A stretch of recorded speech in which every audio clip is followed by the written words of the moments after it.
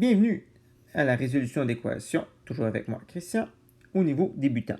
Pourquoi je dis niveau débutant? C'est parce que dans notre équation algébrique, on a des variables seulement d'un seul côté de l'égalité. Et qu'est-ce qu'on va faire avec ça? D'abord, on va appliquer ce qu'on a appris le mois précédent, c'est-à-dire mettre ensemble les termes qui sont semblables entre eux. Par exemple, si j'ai 3x et plus loin, je rajoute 5x.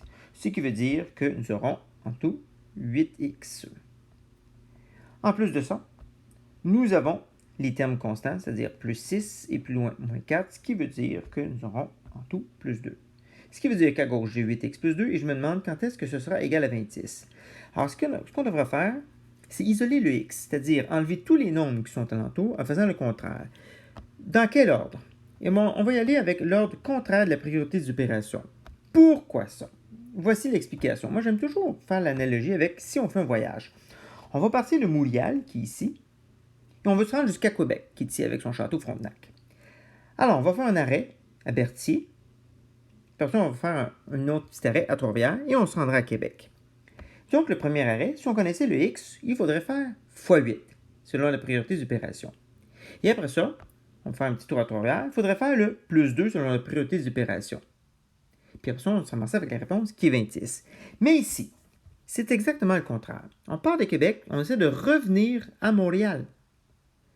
Donc, on devra passer par Trois-Rivières en premier, donc faire le contraire de plus 2, c'est-à-dire, on va faire moins 2.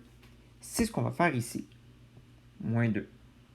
Avez-vous remarqué que j'ai mis les termes semblables vis-à-vis pour savoir que c'est eux autres qu'on va mettre ensemble? Alors, si je regarde à gauche de l'égalité, dans le membre de gauche, j'avais 8x, mais le plus 2 n'est plus là. Il est parti. Tout ce qui va rester, c'est le 8x.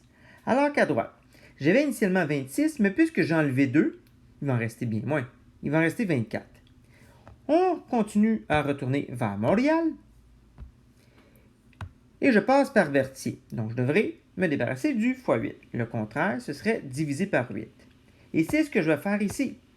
Je vais diviser par 8. Diviser par 8. Diviser par 8. Ce qui veut dire que le x8 en avant du x, il n'est plus là. Tout ce qui va rester à gauche, c'est le x. Et c'est exactement ce que je cherchais. Alors que dans le membre de droite, j'avais 24, mais j'ai plus 24, j'ai divisé en 8. Ce qui veut dire que x vaut 3. Et je suis revenu à mon x. C'est exactement comme ça que ça se passe.